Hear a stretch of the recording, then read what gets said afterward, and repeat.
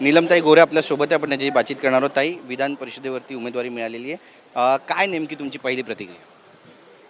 अतिशय आनंद, आणखीन ही भाग्याची गोष्ट आहे. माननीय हिंदू हृदय सम्राट बाळासाहेब ठाकरे आणि धर्मवीर आनंदजी दिघे यांचाच वारसा माननीय एकनाथ शिंदेसाहेब पुढे नेत आहेत. मी त्यांची ऋणी आहे आणि त्यांनी सगळं काम पाहत असताना वेळोवेळी जे काम केलं होतं त्याचबरोबर पुढच्या भविष्यात पण काम करायची मला इच्छा आहे. त्याचा त्याने न्याय दिलेला आहे. महिला आरक्षणावर खूप लोक मागणी करत आहेत, भूमिका घेत आहेत, पण इथे महिला आरक्षण नव्हतं विधान परिषदेत.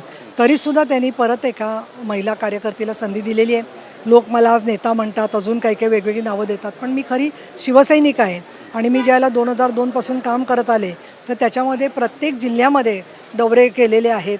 अनेक प्रश्न सोडवताना माझ्याकडे रेकॉर्ड आहे सगळं माहितीचं. आणि तशाच प्रकारे जिथे जिथे लोकांची काय अडचण आहे त्या ठिकाणी मदत करणं, अशा प्रकारचं माझं कर्तव्य मी माननीय एकनाथजी शिंदे यांच्या मार्गदर्शनानुसार करणार आहे.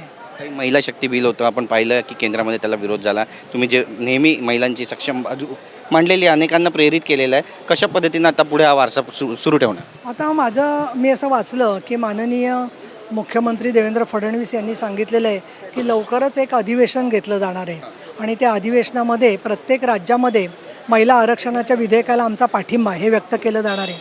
त्याच्यामधून एक केंद्रामधल्या लोकसभा आणि राज्यसभेतल्यासुद्धा एक त्याच्यामधून चांगला संदेश जाईल की सगळ्या देशातली जनता या बिलाच्या पाठीमागे आहे.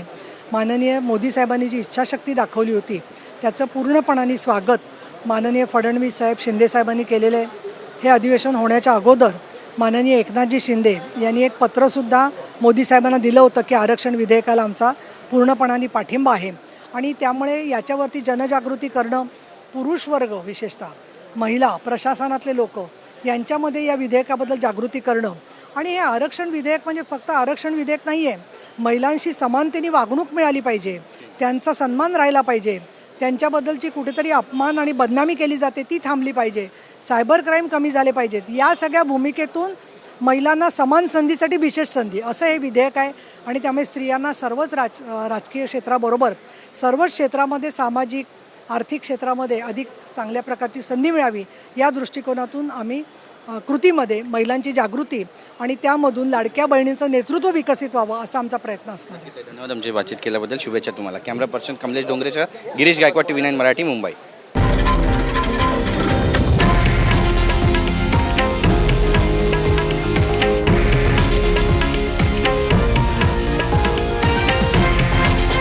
हे आहे देशातील नंबर 1 न्यूज नेटवर्क आणि आपण पाहत आहात TV9 मराठी, एकमेव.